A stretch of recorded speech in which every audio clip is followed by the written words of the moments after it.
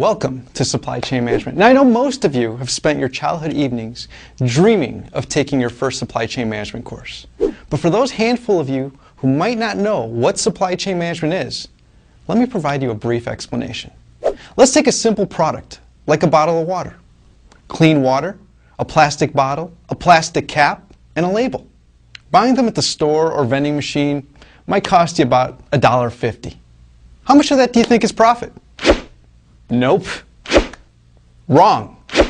Wrong again. Not likely. Water. A plastic bottle and a label.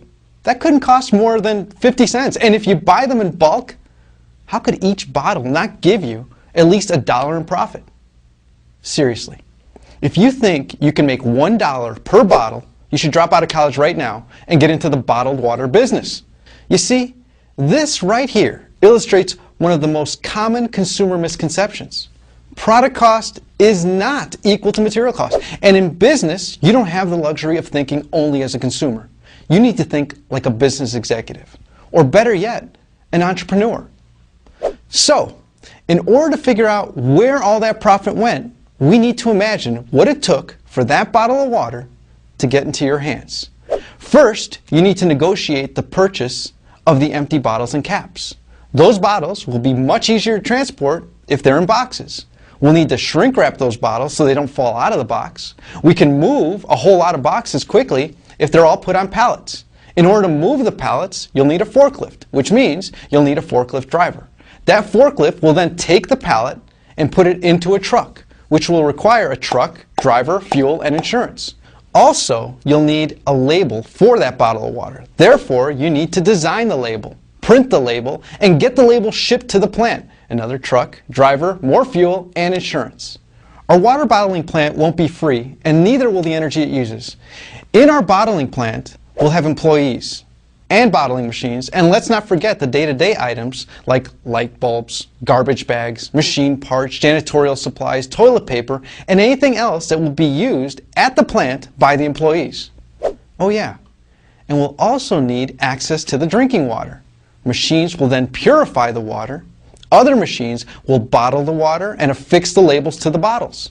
And still, another set of machines will box, shrink wrap, and then palletize the bottles.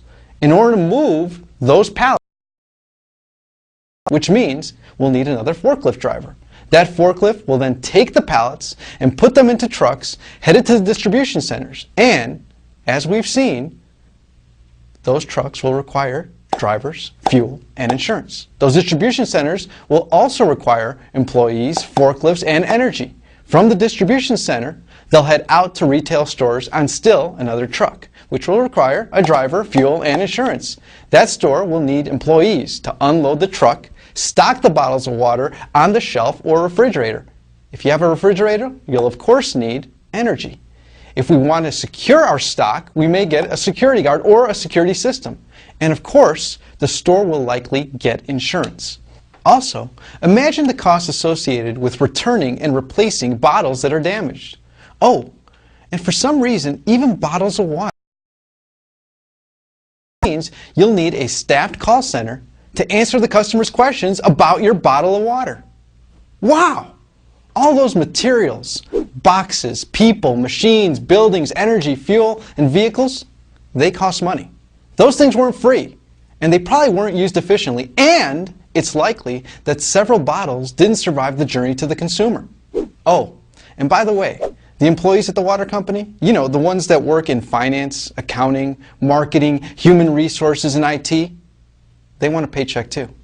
So, through that simple example of a super simple product, we're beginning to see that companies face challenges when they buy things, make things, move things, sell things, and service things, which includes repair and maintenance. Oh, and let's not forget, companies need to do all of these things using sustainable materials, energy, and methods. Guess whose job it is to make sure that all these things happen flawlessly, with minimal effort, and of course at minimal cost? You guessed it, supply chain managers. The supply chain manager needs to be able to do all of these things. They need to give the customer the product they want, when they want it, as often as they want it, for a reasonable price, while still managing to make a profit. This requires world-class skills and knowledge in the study of supply chain management. There's that scary term again, supply chain management.